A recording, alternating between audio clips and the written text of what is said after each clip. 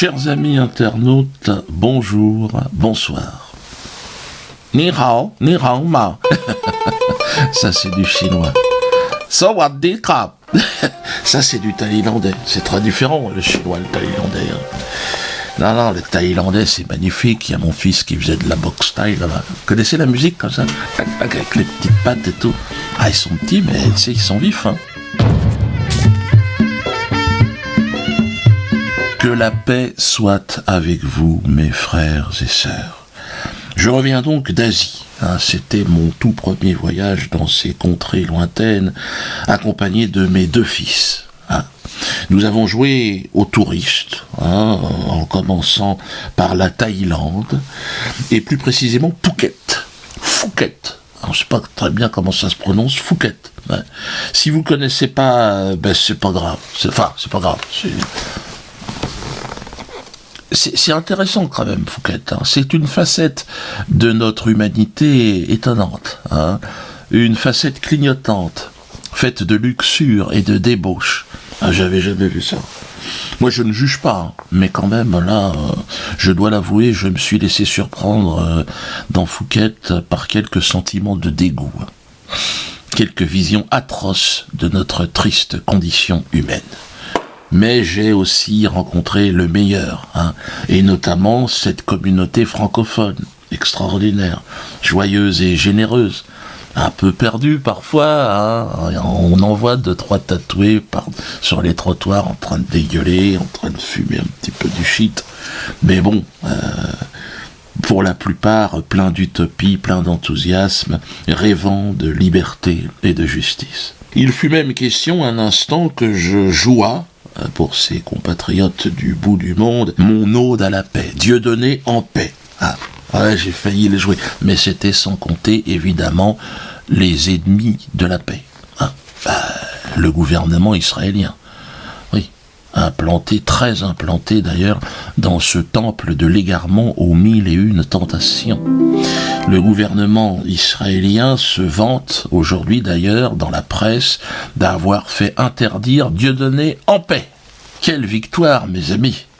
Après la guerre des 6 jours, après le Golan, après la Deuxième Guerre mondiale, voilà, hop, on fait interdire Dieudonné en spectacle comique. Alors, et pour cela, pour évidemment m'interdire, ils nous ont expliqué, le gouvernement israélien, qu'ils ont eu le soutien de l'État français. Merde! Parce que moi, je pensais que j'étais français, que j'avais un passeport, que j'avais des droits. Eh ben non, l'État israélien a demandé à la France, par l'entremise de son ministère des Affaires étrangères, donc de me faire interdire. Donc c'est Laurent Fabius, apparemment, c'est ce qu'ils disent en tout cas, il a accepté. Pourtant je me dis, Laurent, il est emmerdé avec son fils en ce moment. Il a un peu tapé dans la caisse, enfin on sait pas trop ce qu'il a fait. Le père a couvert un peu son gosse, c'est ce que je peux comprendre aussi. Mais bon, à un moment donné, Laurent, soyez discret. Quand tu piques, tu mets une cagoule, tu mets quelque chose. Il était sur la caméra de surveillance, on l'a tout vu. Enfin, ils ont obtenu donc l'interdiction de mon spectacle. Alors que je joue ce spectacle en France depuis près d'1 an. Spectacle pour lequel je n'ai reçu aucune observation, aucune réserve. Écoutez, Élie. Moi, j'ai vu son spectacle et je peux vous dire que il semble en paix. Un spectacle subventionné par le ministère de la Culture, par Kim Jong-suk. Oh, Kim. Kim.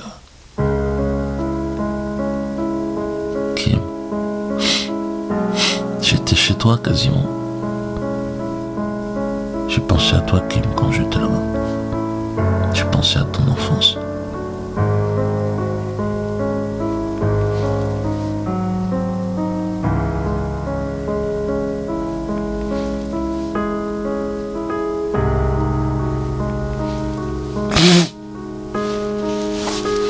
T'as réussi à me faire chialer, putain.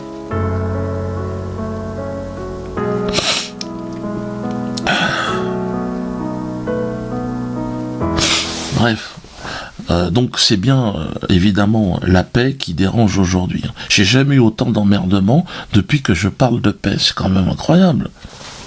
Mais c'est vrai que la paix, évidemment, elle dérange ceux qui organisent les guerres un peu partout dans le monde. Pour le vendeur d'armes, la paix égale faillite, et oui.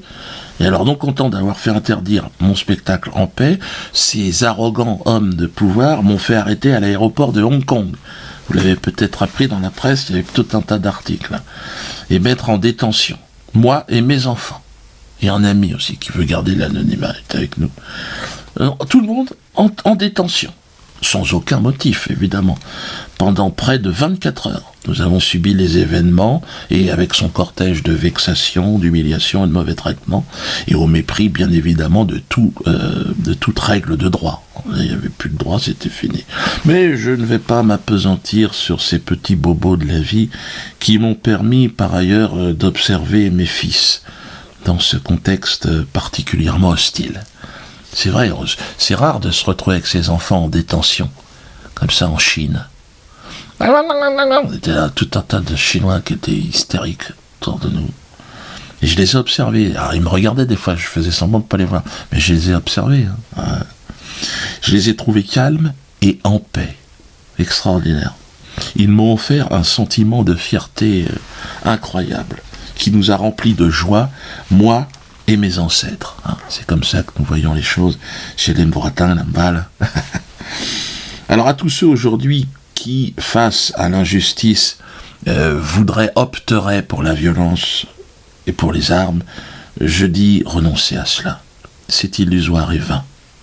Je sais que la paix, moi, je le sens, je veux le croire, mais je le sens que la paix s'imposera un jour aux hommes, et que les plus guerriers d'entre nous reposeront tôt ou tard en paix.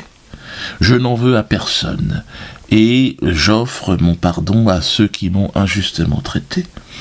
Non, je ne me sens plus en opposition, je vous promets, Je me sens en paix. C'est ce spectacle que je joue, spectacle Dieudonné en paix, qui m'a transformé aussi un peu, qui m'a emporté, j'ai envie de dire, parce que j'avais toutes les racines qui m'amenaient vers cette paix, mais cette paix-là, aujourd'hui, je veux la partager avec vous. Et malgré les... Ah oui, moi, je vous invite à Metz, à Strasbourg. Venez rire en paix. Par le rire, vers la paix, ensemble. Ça sera à Clermont-Ferrand, à Saint-Étienne. Là, très vite, à Metz, à Strasbourg. Si vous voulez manifester votre volonté de paix, faites-le, faisons-le ensemble. Parce que plus on est nombreux, plus c'est efficace, quand même. Il se passe quelque chose. Je vous attends, regardez sur scène.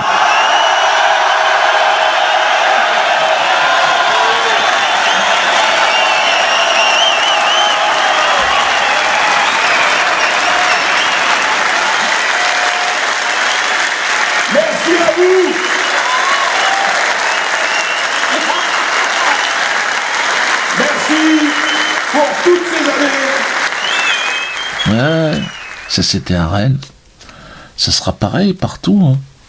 Et ça, à moins que les Chinois arrivent, là, ceux que j'ai croisés à l'immigration, mais pour la non-assurance, pareil. C'est une très grosse machine qui s'est mise en route. Je suis très fier de la réussite de ce projet. Et nous avons sous-évalué évidemment votre intérêt pour cette révolution.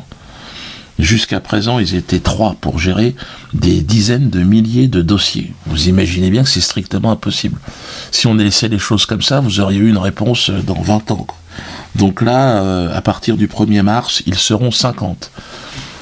Et ça va monter en puissance en fonction du nombre de... Ah mais c'est absolument incroyable ce qui se passe avec la non-assurance. Donc soyez juste patients. N'hésitez pas, vous pouvez vous contacter, vous déposer, mais vous attendez.